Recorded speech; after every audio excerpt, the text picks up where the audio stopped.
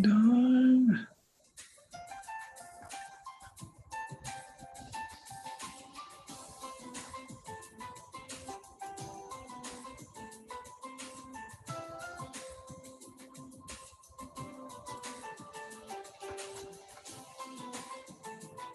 All right, does this work? Are you able to open it? Let me see.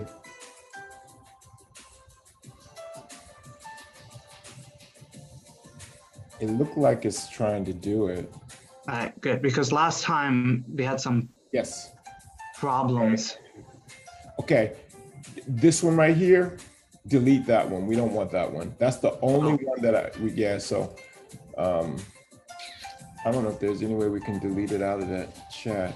Well, they won't see it because, right? Because they only get what we put in after they join, right? Yes. So that one you don't have to share, but the links are working. Yes. Okay. Then when do I insert those? I'll tell you. Yeah. It'll be when we start talking about recruitment plan toward the end of the presentation. Because we're going to actually have them complete a recruitment plan. Gotcha. And any other slides you want me to go over? Because the last one you told me was 23. Yeah. Let's see. I'll do the recruitment methods.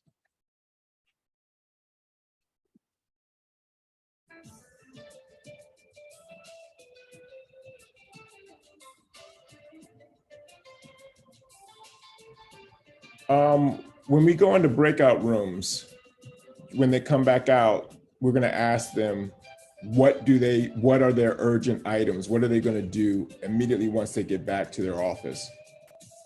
Gotcha. And that should be it. And I'll cue with you. Mm-hmm. All right, you ready? I guess, yeah. I appreciate you, Andrew. All right, I'm gonna let him in. Yeah, I should have got something to drink too. I'm just about out. Hey, everybody. Hello, hi. Everybody, go ahead. Is that Hannah?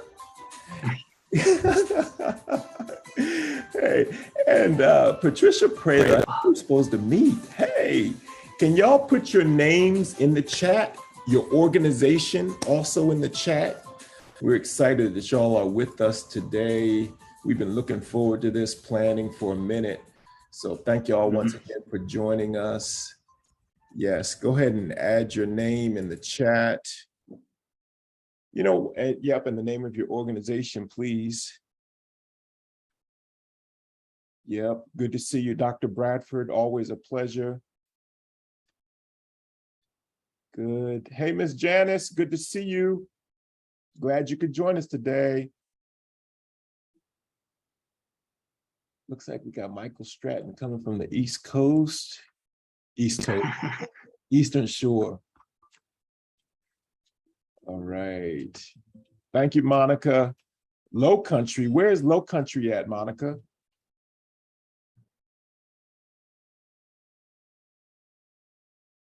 Feel free to come off chat, come off mute. Did she say South Carolina? Ooh, South Carolina. What, down by what? Yes, sir. So we're right in between Georgia and North Carolina. So we're on the East Coast. We service the three counties so far right now: Dorchester, Berkeley, and Charleston County. I'm with you. I am so with you. I know about the Low Country. I know a little bit. I spent some time in South Carolina. Yeah. Oh, cool. Good. It's so good to see everybody's faces. All right. Letitia Hooks, good to see you. I see a Jenner's Duffy on here. I have a Jenner's Duffy in my past. I don't know if it's the same Jenner's Duffy or not. All right. Thank y'all for joining. Please put your name and your organization in the chat. Janice Bryant Baker, Real Wings, thank you for joining us. Hey, Aaron from Community Bridges, Moco in the house. Aaron Raleigh, where you from? Put your organization Hey, in I'm the chat. from Massachusetts. Woo. Okay, we're gonna start doing a prize. Andrew, we're going to start doing a prize. The furthest, the person who's the furthest away from the DMV gets a prize. Let's go ahead and do that. All right, now it's going to be close between South Carolina and Massachusetts. We're going to have to do this. Okay, where in Massachusetts?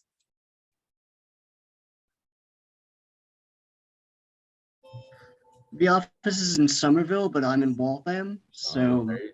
yeah. So somebody get out their Google Maps and type in Somerville and Washington, Somerville, Massachusetts, Washington, D.C. Yeah. Somerville, Mass, and Yep, we got to get the mileage for that. We got to get the mileage from between Washington, D.C. and South Carolina, Low Country, South Carolina. We got to get that. Whoever is the furthest away, I promise you, we're going to send you a prize. I promise.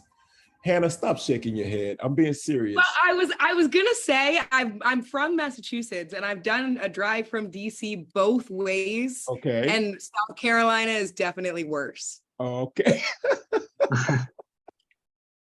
Okay. Mass is still rough though. All right. So right now it looks like South Carolina gets the award. Is anybody further from DC than South Carolina? Oh, all right. Michael Stratton, good to see you. Kiana Lee, thank you for joining us. Jillian Sharp, so good. And thank you all for joining us on a Wednesday afternoon. I've been saying Thursday all day. And I've got my good brother with me, Andrew Lolavar. He's with me today. Andrew has been with me since April 11th. Not that I'm counting. He is an AmeriCorps Vista, and he has been a great addition to our staff. We've got him for a year, so I need you guys to be very nice to Andrew, because I'm hoping that when the year is up, he'll be like, I want to continue. We'll see how that plays out. But once again, hey, good to see you, Michael Stratton. Thank you. Yeah, Thursday all day, I've been saying it. Thank y'all so much for joining us. You can see on our screen, this is Mentor Recruitment 101. Over the last couple of months since I've been with Mentor Maryland, DC, when I've talked to organizations, you know, it's always, we need people and we need money. Can I get an amen? If y'all agree with that, give me a thumbs up. Give me a thumbs up. Okay, all right. People and money. People, yeah, put it in the chat. Thank you. Amen, David. So mentor recruitment is what we're going to, and we've dedicated the month of August as Mentor Recruitment Month. So this is the first of 2 mentor recruitment sessions that we're going to have, trainings. And yes, Kathleen Dennis with 3, 4, 5, 6 S's. Yes, mentor recruitment. So we'll have another training. Our next training, we're going to actually call in some experts for mentor recruitment strategies for specific demographics. So we'll talk about those a little bit later in our chat today. We'll just move forward. Welcome. Thank you for joining us. Most of y'all know that Mentor Maryland, DC is a nonpartisan. We try not to get involved in politics. Y'all know how that is. That's kind of messy sometimes. We serve as community-based experts, and we're trying to create a statewide infrastructure in Maryland for quality relationships for young people. But obviously, since we got folk from South Carolina and Massachusetts, we're not just statewide. Thank y'all for joining us. Andrew, can you take the next one? Let's see. Sure. So Mentor Maryland DC provides, okay, keep going. Yeah, there we go. My bad. There we go. We get it. There we go. Is a nonpartisan, okay, you keep switching back and forth. Is it Oh, there we go. It provides training, there we go. It provides training, research, public awareness, mentor recruitment, advocacy for its stakeholders, and the critical link between mentors' national efforts and local mentoring organizations. Yeah, most of y'all know that Mentor is a national organization, and we've got about 25 affiliates across the country. Obviously, Mentor Maryland, DC, but there is an affiliate in Massachusetts. There's one in down in Virginia on our border. There's one in California on the West Coast, but there's about 25 affiliates. And so, and we've even got Memphis in the house. Now, Memphis might be further than South Carolina. We've got our Memphis affiliate. Caroline, I'm not going to put you on blast, but thank you. I think you're the furthest. We're giving a prize to the furthest person from Washington, D.C. Is anybody further than Memphis? No? So Caroline is with our Memphis affiliate. She works directly with the Memphis Grizzlies. Caroline, come off mute. Shout out. I hate to put you on blast, but a little shout out for you. I know you're like, hey, you're putting me on the spot, and then here we are. But I'm happy to do it. Hi, everyone. My name is Caroline Simmons, and I'm the Program and Partner Support Coordinator with Mentor Memphis Grizzlies, the Tennessee affiliate of Mentor. So I'm just stopping in, trying to get some ideas. This is a great training team here. So just checking it out. Happy to be here. Right. Thank you, Caroline. Can y'all give Caroline some love, give some thumbs up or hearts in the chat?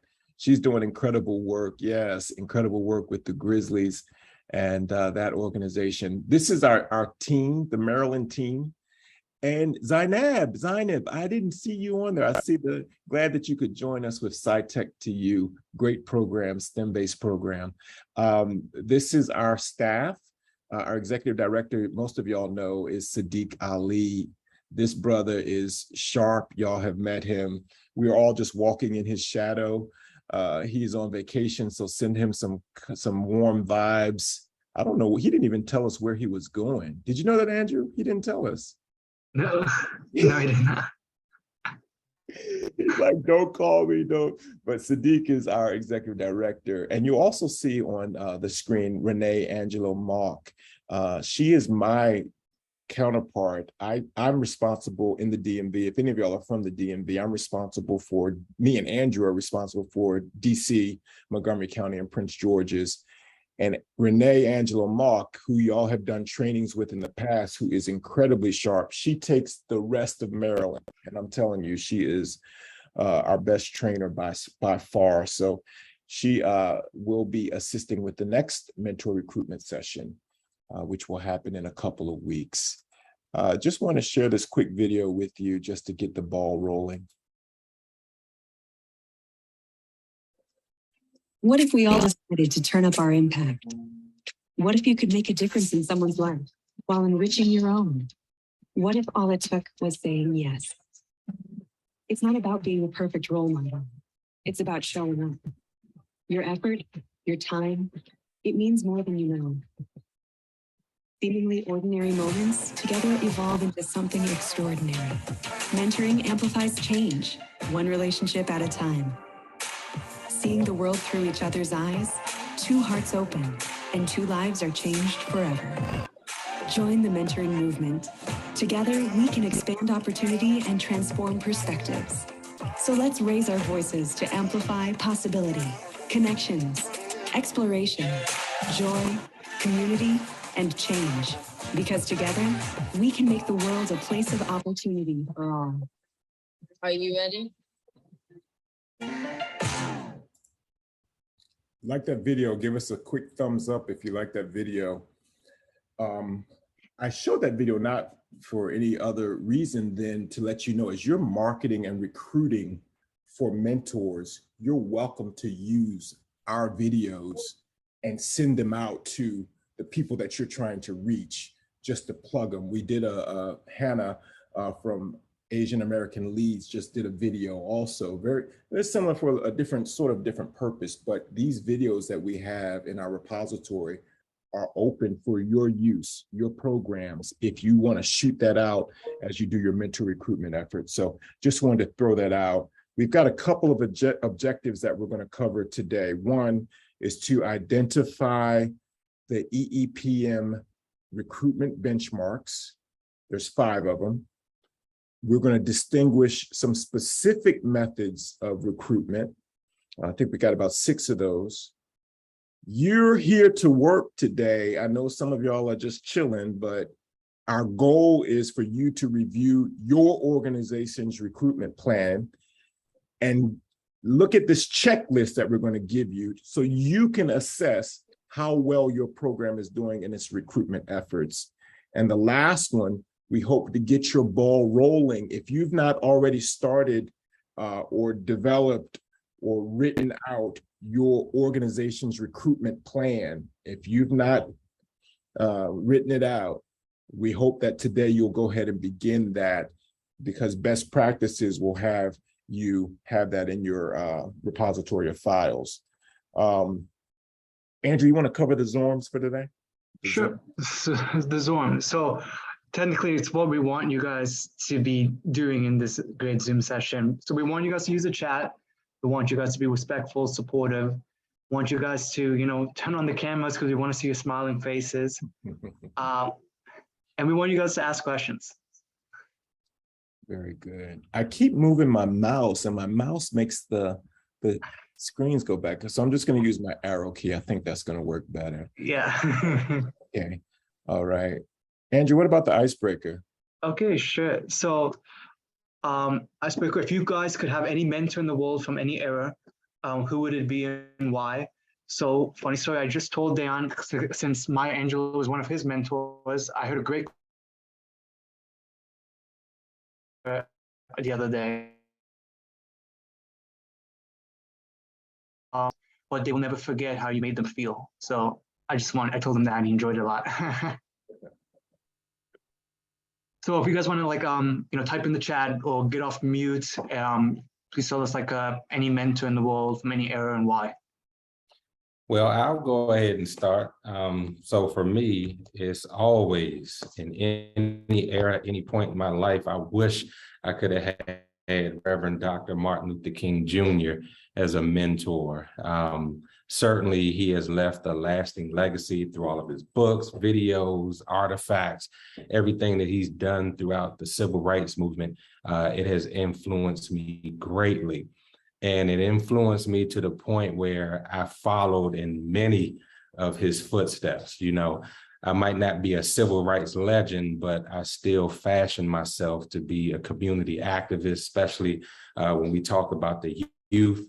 I'm also a minister. I also graduated from Morehouse College like he did. And he and I are also a part of the same fraternity. So many of his character traits, things that I really looked up to as a kid, learning about him, those are the things that I really take to heart. And one of the reasons why I serve today. Wow. That's great.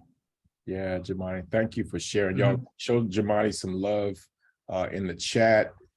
Aaron Raleigh, thank you so much for your comment. You want to read it out? You want me to read it? Sure, I can read it out. So as a blind man and a historian, I would like to have Helen Keller as a mentor because, she just took everything in stride and had a great, political activist career. And as a disability activist, she really, pushed forward the fact that not only, despite living with, 2 major disabilities, she had a huge impact on youth in the community and trying to live a nation. That's so good. Thanks, Aaron. Appreciate you sharing that. Y'all show Aaron some love in the chat too. Shaniqua, I see Oprah. You get a TV, you get a TV, you get a mentor recruitment plan, you get a mentor recruitment plan. So we're handing those out today. And yes, Zainab, thank you for sharing. Yes, Prophet Muhammad, peace be upon him. He is the most influential man who ever lived. Thank you, Zainab, for sharing. Yes, thanks. You get a car. Yes. Malcolm X, Hassan, thank you for sharing. Any other want to share their mentor? Anyone else?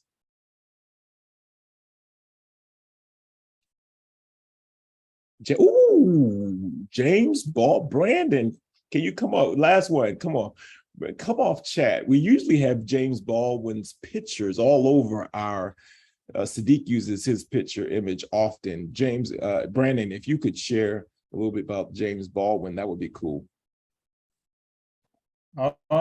No, mostly, one of my favorite quotes from him is, I may not know how to do it. It's a matter of research and journey.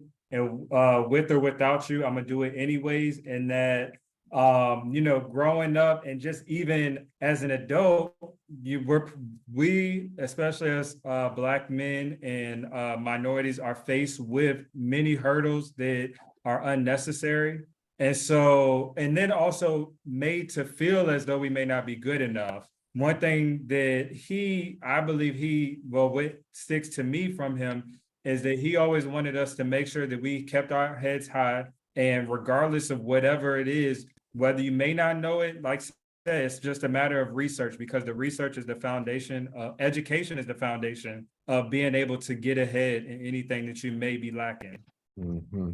That's so good, Brandon. You're getting some love in the chat too. Other James Baldwin lovers, and so thank you so much, Brandon, for sharing that. Got some claps too. Yes, indeed. All right, good. So thank you for participating in the icebreaker. And how many of y'all are familiar with the elements of effective practice for mentoring? If you are, put a one. No. Give me a thumbs up or a clap symbol or something like that in your, if you're familiar. Just want to do a quick poll. How many of you are familiar with the elements of effective practice in mentoring? Okay. Very good. We're about 40%. Okay, next time we'll do a poll. Okay. Just so you'll know, if those of you that, let's flip it. Who has never heard of the elements of effective practice in mentoring? Who has never heard of it? Okay, Nikki and Janice, Monica, thank you. Okay, so this is what we'll share. For those of you that have never heard of the elements of effective practice in mentoring, you can see on the screen, it's a publication that our organization came out with about 2015, I believe. The date's on the next slide. What it does is our organization did research, and we attempted to identify what makes a quality mentoring program. And so we did the research, and then as you can see on the screen, it is detailing the standards for creating and sustaining quality mentoring programs that have impactful mentorship. The next slide also talks about that there are 6. So those of y'all that have never heard, there's 6 standards that every mentoring program can use as guidelines or as benchmarks to determine if, hey, is my mentoring program dotting all the I's and crossing all the T's, okay? So each standard, there's 6 standards, each standard has a benchmark, and that's a way that you can literally check the boxes to see if our organization is coming up to snuff in those areas. So there are 6 standards. The first one is recruitment. The second, let me see if I got that on this next slide. There you go. Andrew, you do it. I'm talking too much. You do it, Andrew. Okay. So we have recruitment. We have screening, training, matching, monitoring, support, and closure. So those are the 6 elements. So those 6 standards are really, it's like the skeleton that you build your mentoring program around. Today, we're talking about the first standard. And the first standard, everybody say it together, is what? Recruitment. Okay, I'm checking to make sure you all are paying attention. All right, there's a teacher now. Let's all say it together one more time. Recruitment. Recruitment. All right, so that's the first standard. That's what we're going to be talking about today. Very good. Now, what we want to do real quick, I'm going to go back to the last slide. Now, some of y'all have never seen that slide before, but just if you look at them, which standard do you feel your program has going on? We'll call it the strength out of those 6. I'm going to go back to the last slide. And what I want you to do is look at those standards, and I want you to think about your program and think, yeah, we got that together. And I want you to type it in the chat for me. All right. So I want to see how you guys feel, which one's strongest. All right. So there are the 6. Go ahead and type, oh man, our program knocks that one out the box. That's easy. We got that. We do that in our sleep. That's so simple. Go ahead and put that. Good. Thank you. We got monitoring and support. Good. Matching, monitoring and matching. Thanks, Aaron. Alicia, yeah, your program's got screening. Zainab, yes, training. I know you do that very well. Good, Aaron, thank you. Matching, screening and matching, screening. Good. Monitoring and support. Very good. Janice Duffy, we got to talk. McKendrick, screening, monitoring and screening. Good. Monitoring and support. Excellent, excellent, excellent. Now let's flip it. Which one is your program like, bro, we got to work on this. We got to work on this one. Out of those 6, which is your weakest? Now you may be doing a good job, but it's still your weakest. All right, let's go ahead and start putting those in.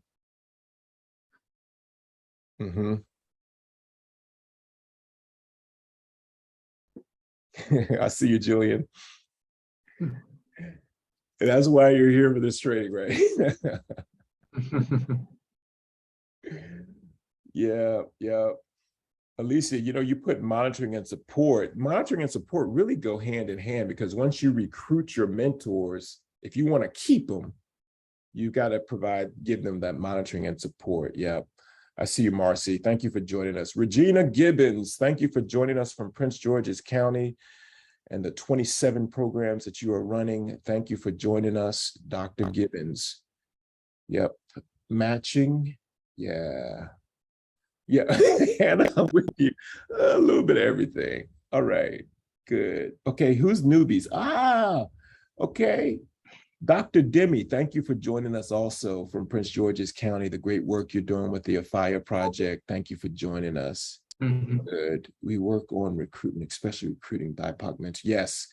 Yes. And Aaron, we're definitely going to talk about recruiting those BIPOC mentors. So our next slide, those are our standard, your program strength and weaknesses. These are a couple of definitions that we'll give, and we'll have the slide deck for you, so you don't have to write all these down. But recruitment, when we define recruitment, it focuses on a couple of things: recruiting both your mentors and how you recruit your mentees. All right, so recruitment is not just mentors only. Your program also needs to recruit mentees. One of the parts of recruitment is realistically describing your program's objectives and your outcomes. So that's a part of the recruitment process. When you go out into the community, you're trying to elevate and trying to identify mentors. You don't want to give them some shady definition of your program. And you also don't want to give people false hope about your outcomes. So that's the first screen. Andrew, you want to take the second one? Sure. So also, recruitment strategies should build positive attitudes and emotions about mentoring and target mentors and mentees whose skills, backgrounds, and needs best match the goals and structure of the program. Okay. So when we talk about recruitment, that's our definition. Okay, those 2 slides, we're talking about mentor and mentee recruitment, talks about how you present recruitment to all of your stakeholders. And also in the recruiting, making sure that your mentors is positive, it's a positive spin, and that your mentees and mentors, their backgrounds, their skills best match the structure of your program and the design of your program. I'm going to stop there. Any questions on that definition of recruitment, just to making sure we're on the same page? Any questions? Silence, got the crickets. Okay, good. Y'all are still here. All right. Now, remember we said each of the 6 standards has benchmarks. Now, for the remainder of our talk today, we're just focusing on recruitment. That's all we're focusing on. These are the benchmarks. These are the check boxes that your organization should check if you want to determine if your recruitment strategy is up to snuff. So here's the first one, benchmark number 1, and we will send you the slide deck. The first benchmark for recruitment, and Andrew, you take 2 and 4. I'll do 1, 3, and 5. The program engages in recruitment strategies that realistically portray the benefits, the practices, the supports, and the challenges of mentoring in your program. So your social media post, your LinkedIn posts, all your social media stuff, all of your marketing strategy, all of the meetings that you have with potential mentors, as you lay that out, your strategies realistically portray the benefits, the practices, and the supports. All the dissemination of your information about your program and how mentors can be involved has to have the totality, not only the good parts, but even the challenges of your specific program. If y'all got that, understand that, give me a thumbs up if you're with me. Okay. Okay. All right. Andrew, you want to take the next one? Benchmark number 2? Sure. So program utilizes recruitment strategies that build positive attitudes and emotions about mentoring. Have y'all ever been somewhere, Andrew? Yeah. Have y'all Lisa, ever... if you have... Go ahead. Lisa, raise her hand. So, Lisa, you have a question? Yeah.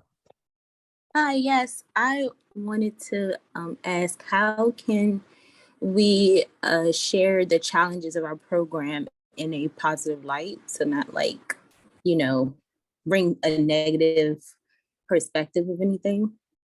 That's good. That's a good question. It's a real good question. I think, for example, if your program requires your mentors to connect with their mentees every week for 5 minutes, whether it be on social media or whether it be on a phone call or a text message, I think presenting it, for some people that is a challenge. I think presenting it positively is, one way that we really like to achieve consistency in the communication with our mentees is to make sure that they are contacted at least once a week for about a quick 5-minute text message or conversation.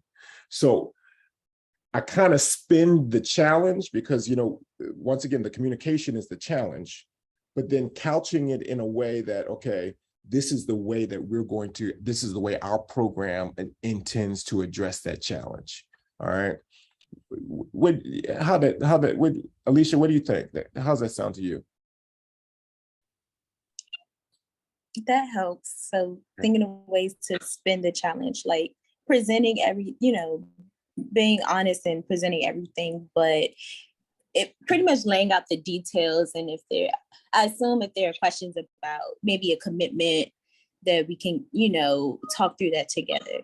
Yes. And like you said, it helps to check in with them frequently so that we can keep abreast on challenges they may have from their perspective. Exactly. Mm-hmm. I mean, that's exactly correct. And, even as you market your program, you don't want to make it some pie in the sky, you can just call your mentee whenever you want. We want our structure to be very clear so they know what they're getting into, but we want to present it in a positive light, Alicia. So thank you for that. That was a very good question. Any other questions on the first 2 benchmarks that we've covered so far? So as we're going through, there's 3 more benchmarks. As we're going through them, literally, I need you guys to think, how is your program doing? Because that's what we're going to talk about in just a second. All right, so benchmark number 3 is that your program recruits mentors whose skills, motivations, and backgrounds best match the goals. That should be and structure of the program. Okay, that's pretty self-explanatory. Any questions on number 3? This really gets into some of your programs that are mentoring specific demographics. And we've talked consistently about attempting to make sure that your mentors match the demographics of your mentees in many different areas. So that is what benchmark number 3 attempts to cover. Andrew, you got benchmark number 4?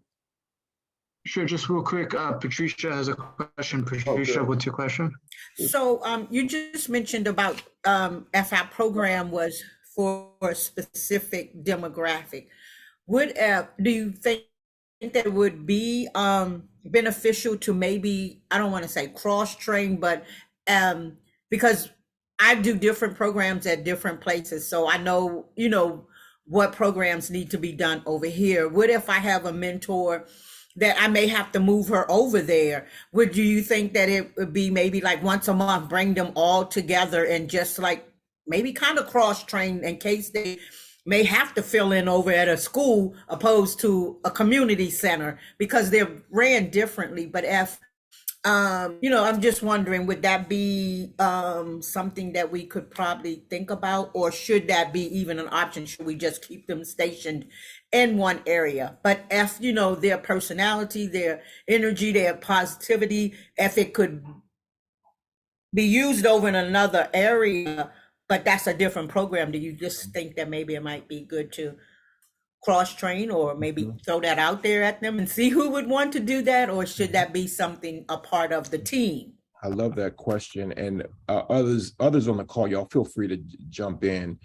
I really like that idea of bringing all of your mentors together and training them together. I think there's a great collaborative spirit and effort. And even if your mentors are coming from different backgrounds and demographics, I think what they can then begin to do is share best practices across the board for whatever demographic they're serving. So I like that idea. And I know also from a time perspective, especially with training, because I don't know, Patricia, if you've got a lot of time to be having 5 and 6 training sessions for different groups of mentors. But if you can get all your mentors together once a month and really go through some of the specifics of diversity, equity, and inclusion, you can go through some of the specifics of cultural humility. I think that's a great model.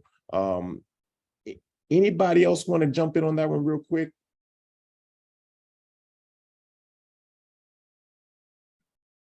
Okay, thanks for asking. I think I agree with everything that you just said. To her point and to yours, my particular issue is that I'm in an area where our mentees don't always match the mentors that are present and ready to deliver services to our youth. So in that, I've definitely been looking at cultural and sensitivity training for the masses to be able to attend those sessions to kind of understand what it means to mentor Black and Brown, for example, youth in this community, and how that will impact their overall understanding of being, inclusive, understanding what privilege means and how it can sabotage a mentoring match, but also promote understanding on both sides when that understanding is there. Because prior to my arrival here, they weren't really doing anything with this demographic. So if we had Black or Brown or Asian students that didn't have a match that was like their culture or their background, then they were kind of sitting in limbo. So then the question was, what do we do with them moving forward? And I told them it's easy. We need to train our mentors, no matter what they look like and what background they have, that they can understand your mentee, student, or protege to a point where you're now growing alongside of them, and we can make some meaningful pairings and matchings based off of that understanding. I love that. I love that. And really, and we'll talk, this would really go into monitoring and support, but in that relationship, oh, good question, Michael. Yeah, that would be a good question. And y'all are over there on the Eastern Shore. Y'all probably need to have a conversation anyway. But yeah, I love that idea, Dr. Bradford, of, bringing your mentors together and then providing those trainings so they'll be culturally sensitive and culturally aware so that they don't enter into that relationship doing damage. And so they also realize that they're coming in learning when you have that learning mindset, as opposed to coming in a patriarchal dictatorial manner, that if you can train your mentors to approach that relationship in that manner, I think is awesome. And Aaron, yes, we've got a good series on cultural humility. Andrew, let's write that down, and we'll make sure, Andrew, that Aaron, you get that cultural humility training. Anybody else want that cultural humility training? We've got that. And Dr. Bradford said, Jamani said he had some also. I'll do 4, Andrew, and then you do 5. So Okay. the 4th benchmark is that your program recruits mentors to assist with your recruitment efforts by providing your mentors with the resources so that your mentors can ask who they know and also be able to understand what are the eligibility requirements for your program.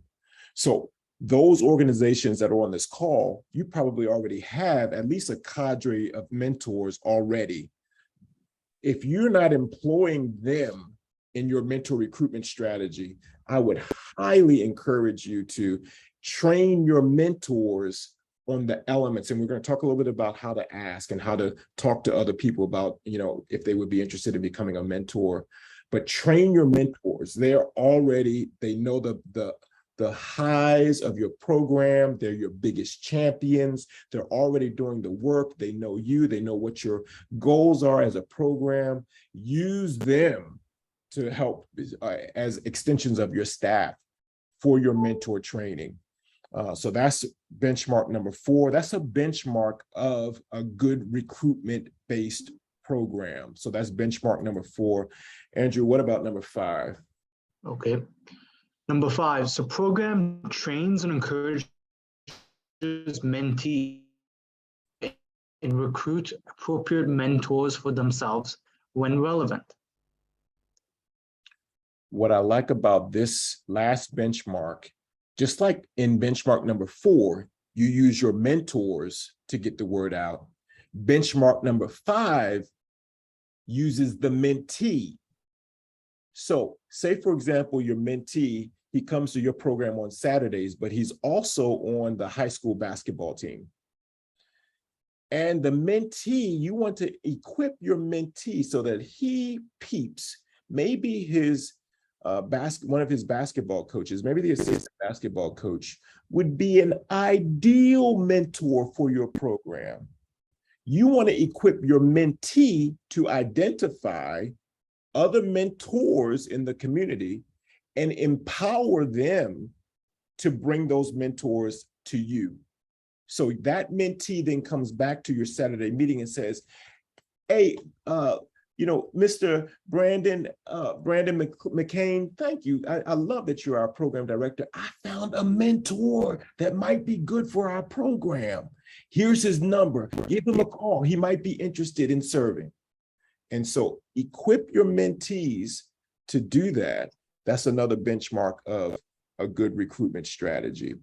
Good. Hey, Michael, thank you for doing the work for us. Michael Stratton is on it. Thank you. Appreciate you, brother. All right.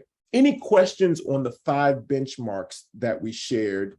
And what I want you to, the next question that obviously we're going to ask is, out of those 5, how many does your organization meet? So in the chat, I need numbers 1, 2, 3, 4, 5. 5 if you got all of them locked and loaded. 1 if you're like, ooh, we got 1. Put your number in the chat. Put the number in the chat. Good. We got some 4s, 3s. Good. Good. Good. See, I knew it. Andrew, I knew they had it together. I knew it. Yeah. Yeah. Yeah, and honesty is always good, y'all. We got two. We got two. Good, good, good. Hey, look, y'all. Thank y'all for participating. Y'all know it makes training so much easier when everybody participates. So thank y'all, and thank you for taking time out of your schedule because it's been busy, y'all. I thought summer was supposed to slow down. I'm like, no, that junk done amped up, right, Hannah? That junk done amped up for real. I'm like, what? All right, Shanique, we're glad you're back. Woo, you and those kids, I tell you, I'm glad you got them. Look, mine are upstairs. I got the door locked. They can't even come down here. All right, so those are your benchmarks. We'll obviously give you the slide deck so you can begin to evaluate your program based upon those benchmarks. Now, Andrew, you want to take this slide? I like this slide. You want to take this one? Sure. So essentially, failing to plan is planning to fail. So essentially, that means the only way to get better with your mentor recruitment strategy is to sit down and to plan it out. That's so good. So good. Get your staff together. Get your board on board. Have a mentor recruitment planning party. Get all of them together and say, we are going to develop our mentor recruitment plan for the year, and have all the dates in there, have the initiatives, have the social media in there, have all of it laid out, and then even begin to identify who is going to take the specific task that you have in that mentor recruitment plan. Andrew, you want to go ahead and put one of them in the chat, the mentor recruitment plan. We just threw a quick template in from our resources just so you guys can see a mentor recruitment plan, and you can download the PDF to begin working on. But would y'all agree, if you don't plan it, it's just not going to happen. Mentors are not just going to come to you and knock down your door and say, hey, I'm ready to volunteer. Well, if that happens for you, please let me know, because I need to know what y'all are doing right. But yeah, chaos. That's it, Brandon. I see you. I see you. All right. Any questions so far? Any questions? Y'all feeling good? Okay, give me a thumbs up. Give me a thumbs up if you're doing good, if you're doing all right. Okay, all right, we're gonna keep pushing. We're gonna keep pushing. We've got about 45 minutes left. What we got next, I'm gonna give y'all 6 recruitment methods. 6 recruitment methods. Thanks for the thumbs up, Patricia and Amanda, thank you. We're gonna give y'all 6 recruitment methods. Now, y'all can go ahead and write these down. These are real quick. Now, I'm gonna start up here. The first method is the direct ask. That's the first method. Now remember, your organization wants to include all of these strategies in your recruitment plan, okay? Most of us just focus on the direct ask, don't we? Most of us just focus on this. The direct ask usually is done by your staff, but remember, we also mentioned your mentors can be involved in the direct ask. That means when you see somebody at Safeway, you see somebody, if you live in South Carolina, you see somebody at Piggly Wiggly. Did y'all get that? Piggly Wiggly? How many of y'all know about Piggly Wiggly grocery store? Yeah, okay, all right, a couple y'all, all right, couple.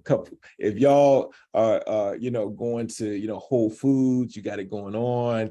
Okay, when you see these people in the grocery store, right, that's the direct ask. Okay, you can get your mentors and your staff, your board, everybody should be involved in the direct ask. Now, I'm going to go to the right. The next one is your social media. Okay, this also goes into your whole mentor recruitment plan, is your social media strategy. How many times in the course of a month is your organization posting something about needing mentors?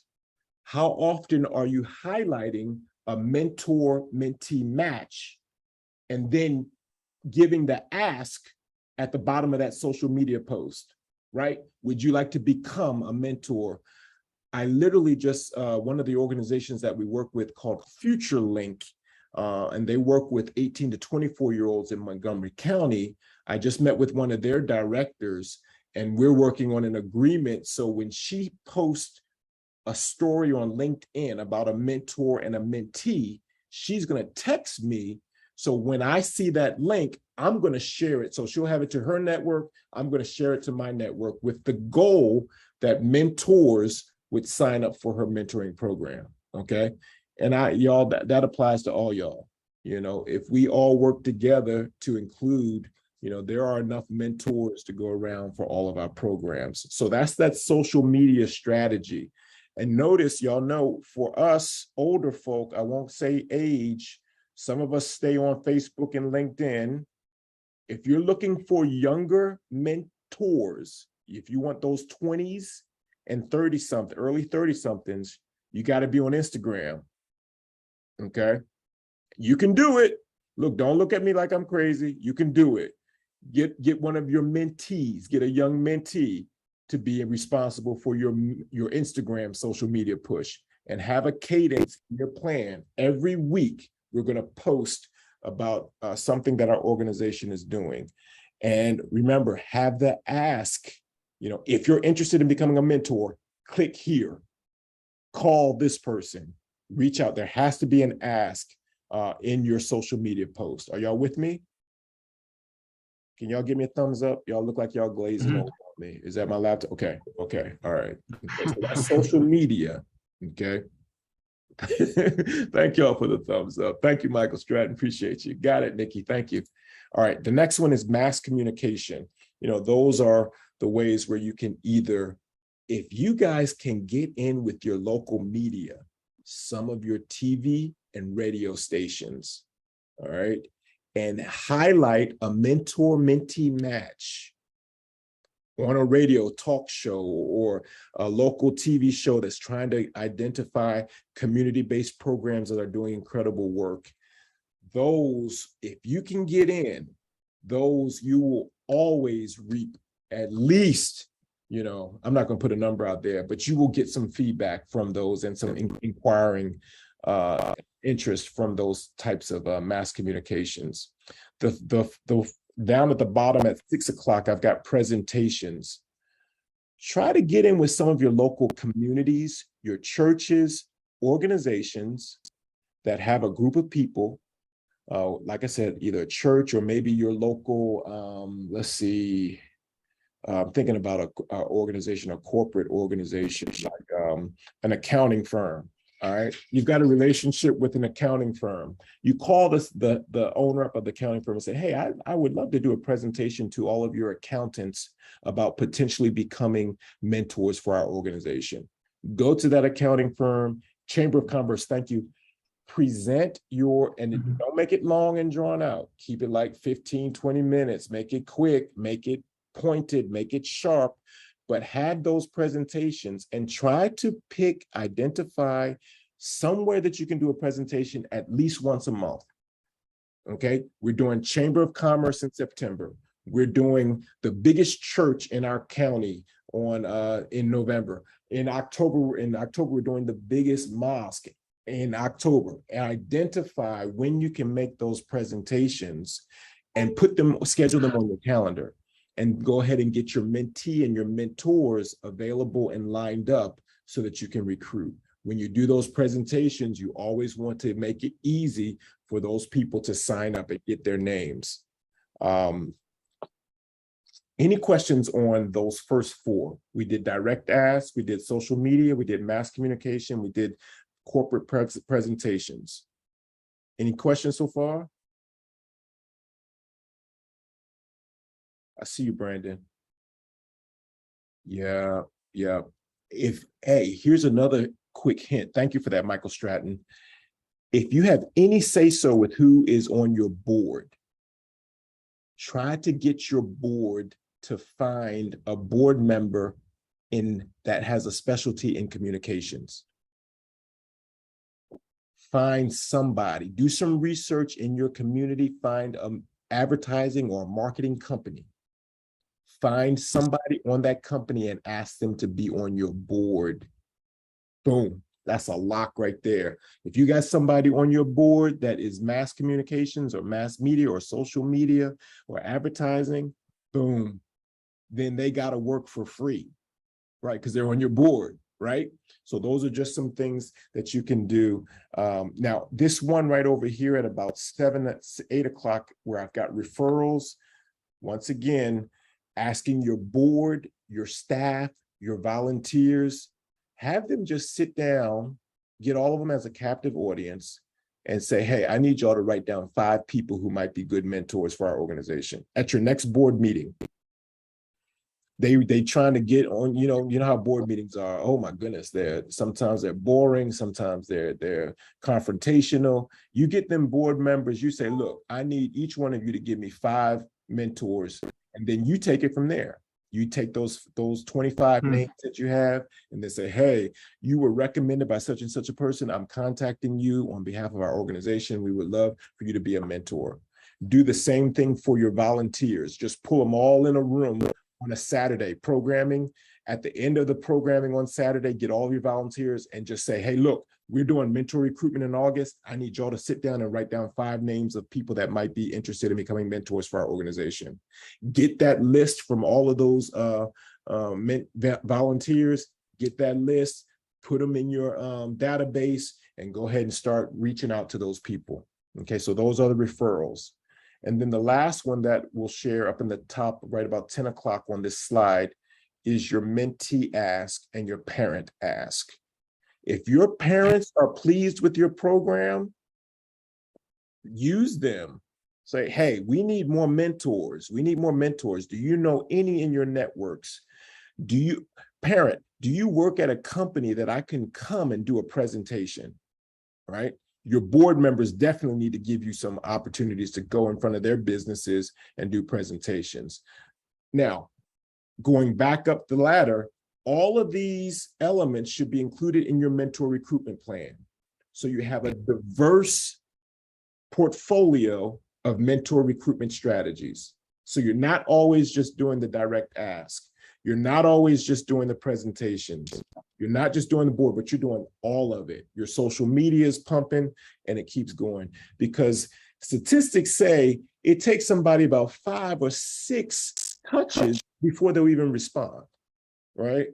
They got to hear about your organization 5 or 6 times before they'll even respond. So I'll stop there. Any questions or comments on these 6 recruitment strategies and methods? Any comments?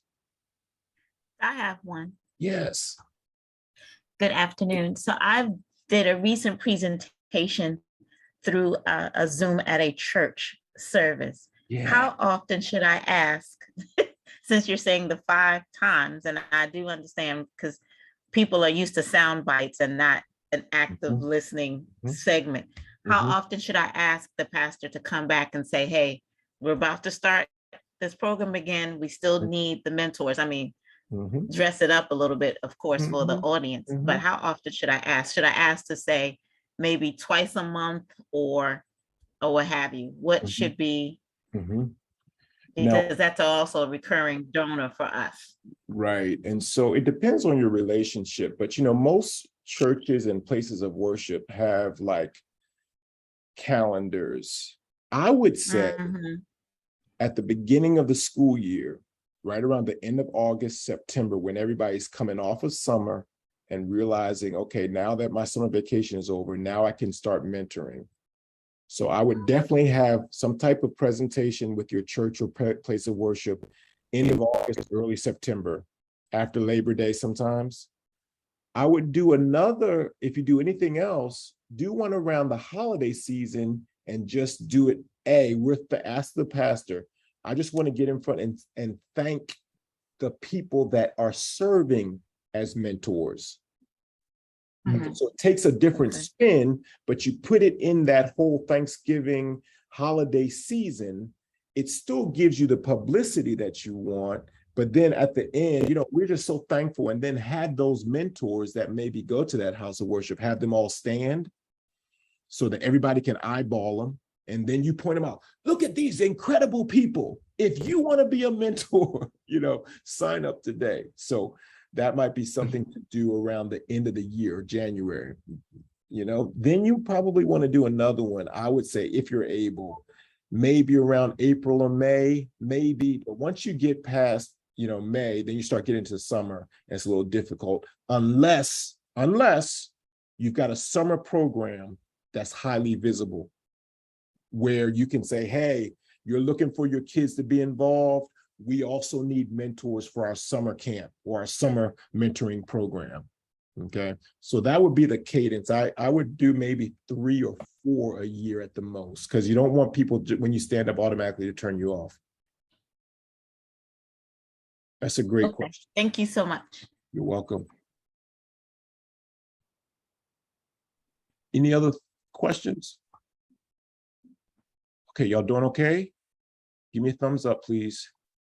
Okay, all right. All right. David, how do you pronounce your last name? Ulloa. How do you pronounce your last name? It's Ulloa. Ulloa. Where you coming from, David? I'm originally from Miami, but I am here. I'm representing the Alexandria Mentoring Partnership. So I work for the city of Alexandria. We're the only city that has a full-time person dedicated to mentoring and mentoring efforts.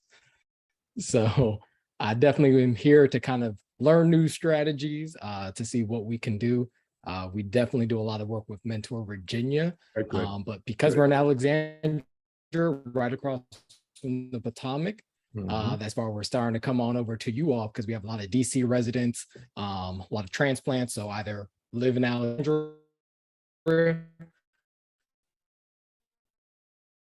but have want to do programming in DC. So here to kind of learn about it, to youth support networks and after school time. So awesome. David, we need to talk ASAP. Absolutely. ASAP. Yes, absolutely. All right. Okay, so those are your strategies. Now, here's your message. All right. So once you get in front of a mentor, and Andrew, am I breaking up? No, you're good. Okay. These are the messages. Okay. When you get in front of a potential mentor, somebody a candidate, these are the components of your message. And all it is sales. Y'all know that's all it is. You're just trying to sell this person to become a mentor in your program. It's sales. How many of y'all have worked in sales? Okay, a couple y'all. Most, yeah, a couple. Okay, all right. So you got to make the case. Look, we've got so many young people in Ward 3 that don't have positive influences. So my program takes mentors and matches them with these young people from Ward 3. That's the case, all right? Now, the next one, understand the role of stories. When you're making your case, you can talk about Johnny, you can talk about Sally, you can talk about Malik. Always be quick to bring in a story. If that person that you're trying to pull in, all right, if they've got time to listen, always talk about that mentor-mentee match and that young person and use their story.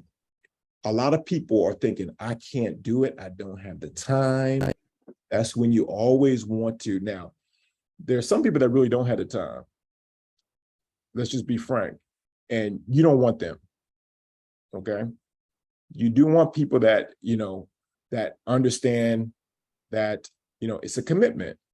All right. So I kind of put that caveat in there, but you also want to encourage, because some people are on the fence and you want to encourage them. You can do it. You can do it. And we, as our program, we will come alongside and monitor and support and make your commitment manageable. Now, going to the next one, commitment. You got to be clear. Don't get the mentor in and then all of a sudden flip on them. Okay, and ask them to be there on every Saturday from 9 a.m. to 5 p.m. Okay, you can't flip on people, right? And so one thing that is, when I was working with a direct service program, I had 4 things that I would ask them to do. And I'd ask them, 1, we need you to reach out to your kid once a week. And that can be a text, it can be a call, it can be a social media, just once a week. That's the first thing.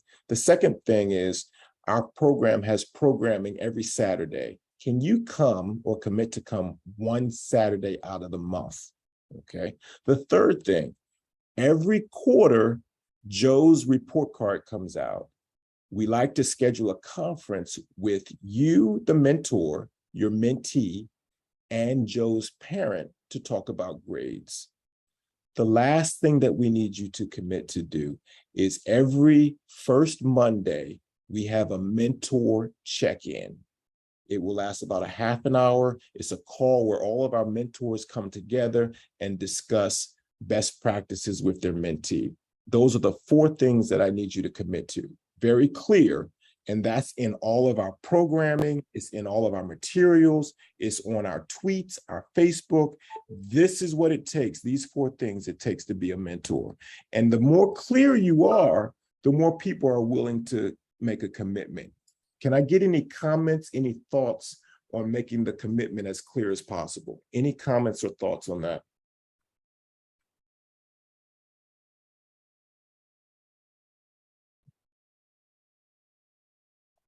Sure, McKendrick, where are you calling from? What's the name of your organization and where are you calling from? Yep, I'm actually with Monica as part of Low Country Youth Services. We are program directors. She's over the female program. I'm over the male program. Awesome. Located in Charleston, South Carolina. Come on, come on. Charleston representing. In the house, in the house. So one of the things that we do it actually twice a year. Over the summer months, we do a strategy session with the leadership team and the board. And we do a exercise called create a 90-second elevator speech. And what that forces everyone to do, and we do it as at the onset of the meeting, we answer questions like, when was the organization founded? You know, what was the first flagship organization ended? Who was the founder of it? When did certain programs start? Can you name the different program directors? Why do you like the organization? And then at the end of the strategy session, it's remember those questions you answered. Now go back and put that in an elevator speech. If you had to sell someone on them donating to the program or making recommendations for kids to be in the program, how do you make the case for it? How do you make them feel comfortable? How do you add some statistics to what we do? So we do that every summer as part of our strategy session. And I also do it as part of our mentor training. So we're actually about to go into the session where we do mentor training before we engage with the kids. So we'll likely start those next week. But that's the homework assignment that I give all of our mentors, new and old, is to come up with an elevator speech. So I think that kind of captures some of what you are looking for and asking with the words that you have on the screen now, so that everyone understands, what we're doing, why we're doing it, what's the commitment, and one, how we can get money from people who have the money, and then how we can keep our mentors engaged. That's so good. That's really good, y'all. Give my good brother from Charleston, South Carolina. We coming down there for some food, brother. I just want you to know, some Low Country bowl. That's what we're going to come down there for. We're all going to visit. Can you imagine one Saturday, all of us on this call just show up at your door? That would be funny.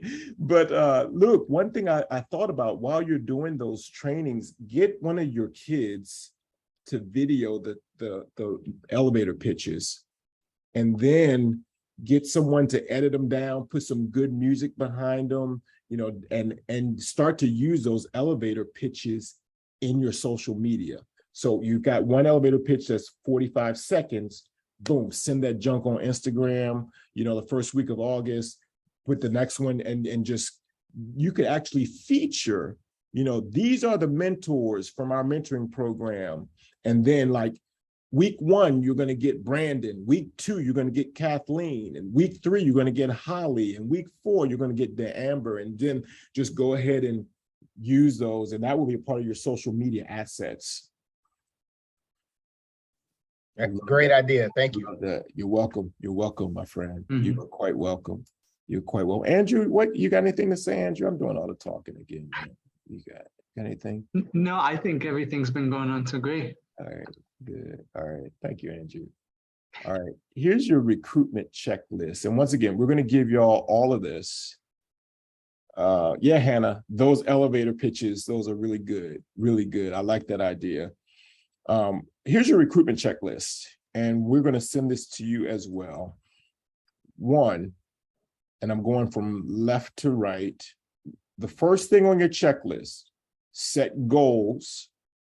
How many mentors are you trying to get before your program starts? And what's the deadline? So I'm going to ask you to put in the chat and just make this up. Our deadline is August 31st. How many mentors do you need to recruit by August 31st? Put that in the chat. Just give me a number. Put a number. Just put a number in the chat. That's your first thing for your recruitment checklist. I need to see some numbers. Okay, Holly wants to get 10. Aaron wants 15. Patricia wants 5. Yep. Yeah, Brandon, we'll get that. 320. Shaniqua wants 25. Come on. Come on. The sky is the limit. After this training, y'all gonna have mentors coming. Well, okay, I can't say that because I just told y'all that they won't come. All right, to your door. All right. Now that you've got your number, your strategy, and your deadline, I mean your goal, the next recruitment item is choose what strategy and methods. Now, remember, I gave you all the 6 different strategies, and some of those, that's where you start to put in, in order for Nikki Nixon to get 20 mentors by the end of August, these are the strategies that we're going to employ. Every week in August, we're going to put out a social media post. We're going to go to this church. We're going to go to this mosque the second Sunday. We're going to go to this farmer's market and put up a table. We're going to do a presentation to Ernst & Young and Deloitte, these accounting firms in our company. We're going to do presentations. We're going to do all these things. And our goal is to get 20 mentors by the end of the month. Okay. So that's your recruitment strategy and your methods. Now, the next one, number 3 on your checklist, develop that timeline. All right. Like I said, first Saturday, second Saturday, you got your timeline, and then put your mentors or your staff, or if you're a one-man team, can I get an amen? Y'all know how that is. Just say it this way. On first Saturday, I'm going to be there. On second Saturday, I'm going to be over there. On third Saturday, can I get another amen? Y'all know what I'm saying? Ooh, that one-man staff. I remember that one-woman staff. Preach, David. I see you. So go ahead and develop your task, your timeline for your what your strategies are going to be. Now, here's another thing that you also need to do. Now, this doesn't necessarily happen in a chronological order, because this one, well, this one, everybody, number 4, everybody needs to have a mentor job description. Okay? Just like I gave you all those 4 points of what we need our mentors to do, that should be clear, okay? Because there are sometimes you're going to email a potential mentor and they're going to say, okay, what do I have to do? All right, so Andrew, I'm going to ask if you could drop in the chat a sample mentor job description. And you can put your logo at the top. You can put, any type of marketing, your mission and all that stuff on that job description, and have that ready, especially when you're tabling in front of a supermarket or tabling at a church or a mosque. If you're tabling, you want to have that job description handy, okay, so that they'll know exactly what they're getting into. So you should have a job description. Then you want to create your recruitment message and materials. Not exactly like the job description, but you want to have something at the top. We need mentors, or Talbot mentors at the top.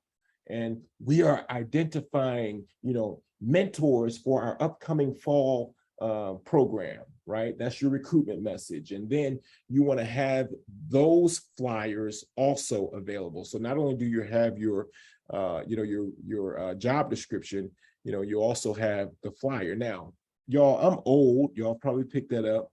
If you're in your 20s or 30s, you're tired of all this paper. You don't have time for paper. Give them a link. Give them a link. Have that link available. That link can go out on your social media.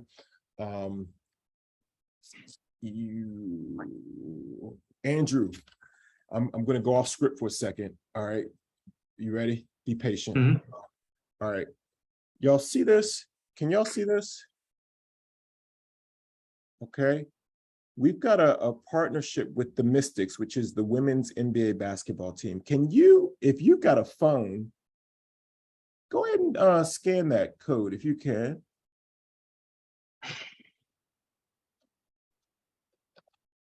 If you got a phone, I think you might be able to scan it through the phone, through the screen. If you got it, get a thumbs up. If it worked, did it work? Come on, Hannah. Everybody got it? See? Come on. Now, here's the thing. You're walking in a supermarket. You got your name at the top. You got this QR code. Once you click on the QR code, it gets their name and it gets their information. Now, on that QR code, y'all also notice it's got a drop down. That drop down is the name of 9 programs in DC that are looking for mentors. They can click on Generation Hope. They can click on Life Pieces to Masterpieces. They can click on any of those programs, and those individuals that are interested in those programs, we will get their information to those executive and program directors. You guys can create one of these and just start handing them jokers out. But here's the thing. Sometimes you don't want to hand them out. You just want to tell them, get out your phone and scan it and watch them do it right there. Because if you hand them a piece of paper, what do? Toss it. No, I ain't doing that, right? Ask them, go ahead and do that. So that's something, we'll give you all that. I see you, Brandon. I'm in that group, but I love paper. Yes. Both options.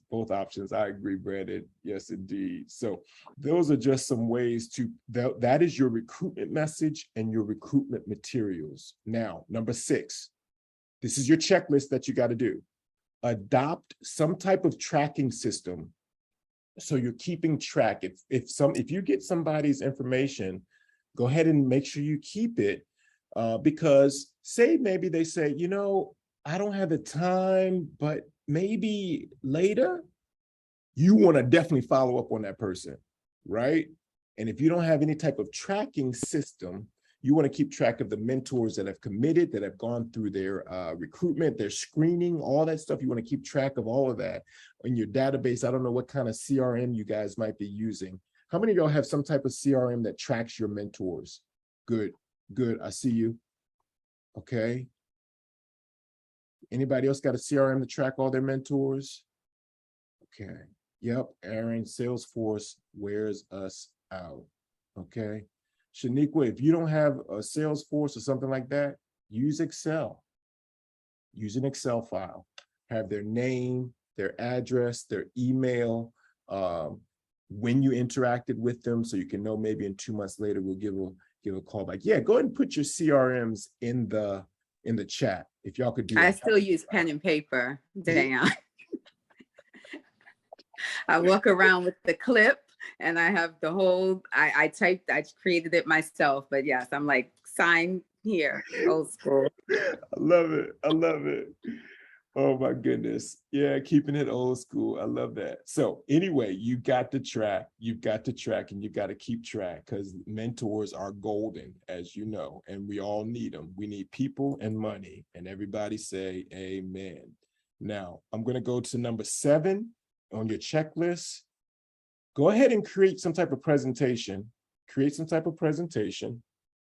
Videos, social media. That's a checklist. And then here's the thing.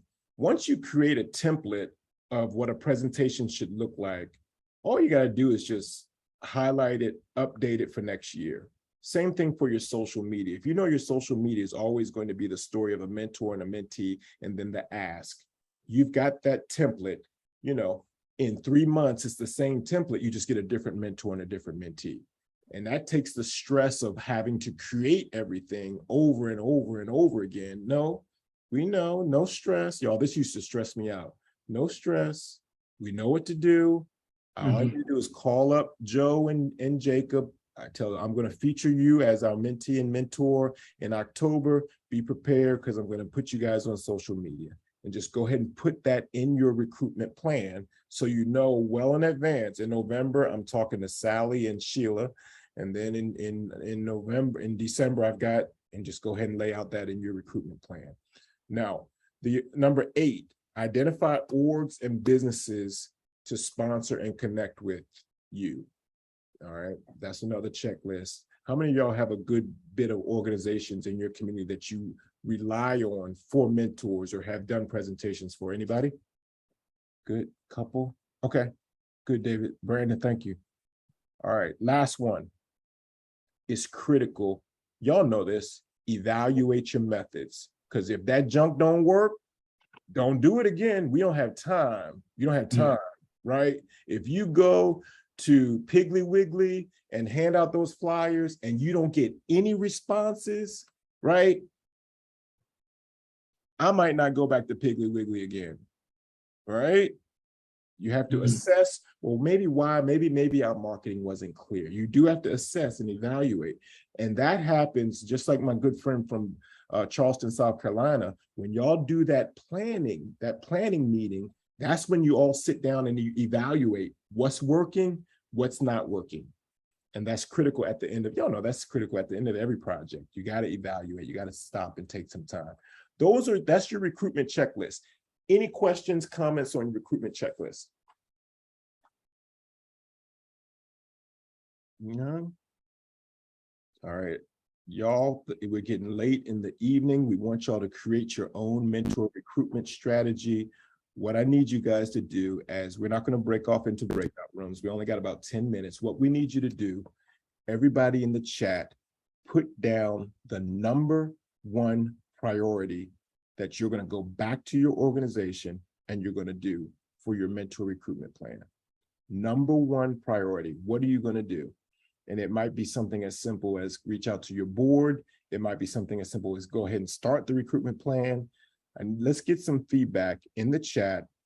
What are you going to do with your organization? And I need 100% response. I need y'all because, you know, we need participation. I need to see what y'all are doing. Okay, Demi, thank you. Set up tracking documents. I like that. TJ, I see you. Yes, the recruitment policy. Yeah, Holly, that board, use those board members. You know, you brought up something funny, that put the recruitment plan. What's the sense of having a plan if you don't put it in action? That's a good point right there. How many of y'all have spent time on, you know, making a plan and then you don't even follow it because you get too busy, you're overwhelmed? How about I've been there, done that? I like that, Michael. Just work on it. Yeah, Aaron, that's really good. Find a list of BIPOC orgs and start doing those presentations. That's really good, really good. Yeah, law firms and community centers, Miss Janice. That's a great idea. Great idea. David, I like that. Create new promotional material. Get some glossy stuff. Yep, that's really good. Really good. How y'all doing on social media? Y'all getting your word out on social media? How you doing? Yes. Sarah, you brought out a really critical point. Testimony stories are what wins mentors. That's one thing that we probably should have put on that checklist. It's the stories that get people to get involved. Yes. Wow, Hannah, thank you for putting that in. She's gotten most of her mentors from social media. Okay. Yep. Yep, Michael. Yes. Yes. We work with College Bound. I've got some stuff. I'm going to talk to what's her name? Samantha Beal with College Bound. So Michael Stratton, I'm on you. I'm with it. Yep. Yep. Very good. Mentor and mentee highlights and quotes. Yes. And social media. Yes. Samantha Beal. She actually is on a list that we just compiled today.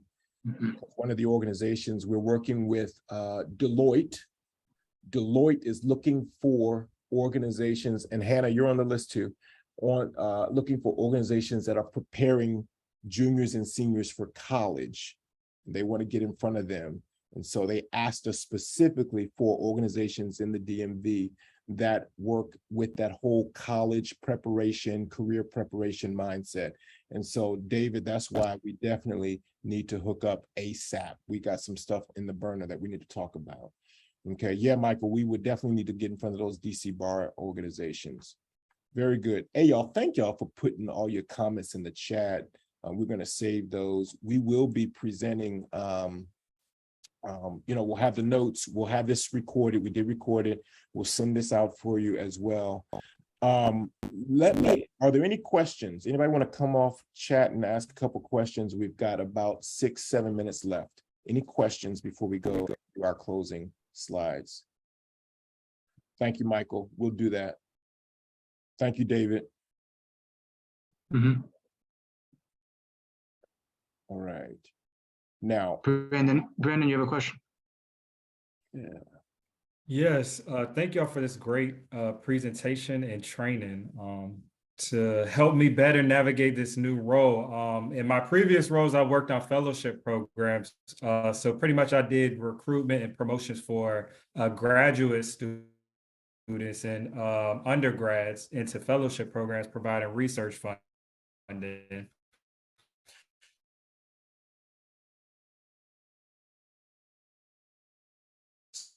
So this space is kind of different in that I'm looking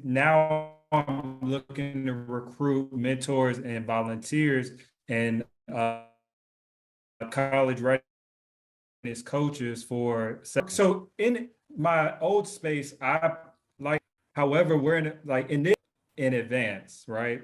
So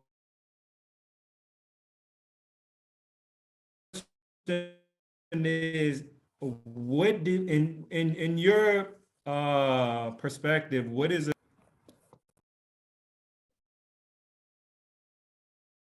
Uh-oh. Say that again, Brandon. In my perspective, what is say that? What's a good amount of lead time to start recruiting for your mentors and volunteers? If your program starts in September, I would start in July. What I've done also, and y'all can definitely chime in and put your answers in the chat. I try to focus and make August Mentor Recruitment Month. August is difficult because a lot of people are still on vacation and we got to get them because most of our programming starts in September if it's a school calendar year. So then some organizations even push that recruitment back a lot further and start recruiting in the spring for the fall. So I think that's something in your recruitment plan you need to specify because you definitely need to have the lead time to get the amount of mentors that you need, Brandon. That's a great question. So that kind of gave you a little bit what I was thinking, but August, if you wait till August, you're still pushing it if you got a September launch date. Some programs that I've talked to don't launch their programming until October. They wait for the first couple of weeks in September, they do their orientation, they do their training. You got a little bit of time in there, but really figure out the cadence and figure out how many mentors you need and how long it's going to take to get them. Okay. Did that answer you? Yeah, it definitely did. Okay. Now, let me say this to all y'all. If you need help with your mentor recruitment plan, call us, call me. Email us if you need help with your mentor recruitment plan. If you need help working on your strategies, call us. That's what we're here for. We're here to help. It doesn't matter if you're in South Carolina, doesn't matter if you're Massachusetts, call us. That's what we do. We help organizations with their mentoring practices. So that's the first thing that I would like to tell y'all. For those of y'all that are in the DMV, and this is for all of y'all, we're going to have another one of these calls on August 18th. We're going to do it a little earlier in the day, so hopefully y'all can still come. But part 2 of this series, we're going to have subject matter experts that will tell you how to recruit Black males, seniors, veterans, and LGBTQ. Okay, that's at our next one. So we're doing a deep dive for our next call. Now, if you're in the DMV, and David, you mentioned this, Andrew and I our office, we've been convening roundtables in person. We're gonna have to figure out how we can maybe Zoom some people in. But all of our DC organizations that we've been working with, that we're friends with, we invite them to our office this August, on August 10th. And what we do is we talk about things like mentor recruitment strategy. We talk about best practices. We talk about funding for our organizations. We talk about an advocacy policy for how we're going to reach the DC council members, and how we're going to, reach, help our kids down in Ward 8. Those roundtables, we've got one in DC on August 10th. We're doing Montgomery County, and unfortunately, if you live in South Carolina, that has nothing to do with you, unless you want to come up and join us and bring some of that low country boil. The MoCo, Montgomery County, August 17th. Prince George's, we got a couple Prince George's on the call today. Thank y'all for joining us. I love y'all. We'll meet, our next meeting is September 8th. We'll meet again. Prince George's is doing some incredible work with the organizations. Y'all can show some love up in there. Now, the last thing we want to share with y'all, and Andrew, can you put the links? You already did that. Andrew is on it. There are links in the chat to sign up for those roundtables. There's a link in the chat to sign up for next training, our next deep dive training. There also, Andrew is putting a link in the chat for our statewide conference, which if you want to drive down from Massachusetts, we will make sure you have a good time. If you want to come up from South Carolina, we will make room for you. Our statewide youth conference is November 17th and 18th. It'll be in our Maryland's capital, which is Annapolis.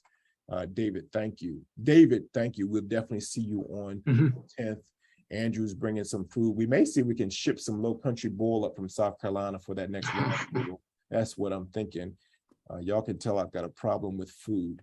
The last thing, these are resources. If you guys want resources specifically on mentoring boys of color, STEM and STEAM, mentoring in those aspects, Zainab, we need to talk about this particular resource. Same thing, LGBTQ, masculinity conversations, how to have conversations with your boys, social, emotional, all of these guides, we have them. So if you want any of them, please, thank you, Aaron, for joining us.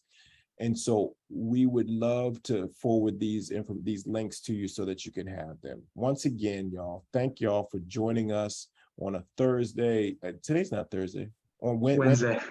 Man, y'all, that's how this week's been. For joining us on a Wednesday. We look to see y'all again later on in the month, August 18th. And let's see, I think that's it, because we forgot to make a survey for y'all to do our little, that's one thing that we forgot, Andrew. But we'll include it in the follow-up email. There you go. There we go. Yeah. And thank y'all so much. If you want to stay on, me and Andrew will stay on for about another 5 minutes. If you want to stay on and have chew the cud a little bit, we'll be here. But once again, thank y'all for joining us today. Thank you. You're welcome. Thank you. Thanks, folks.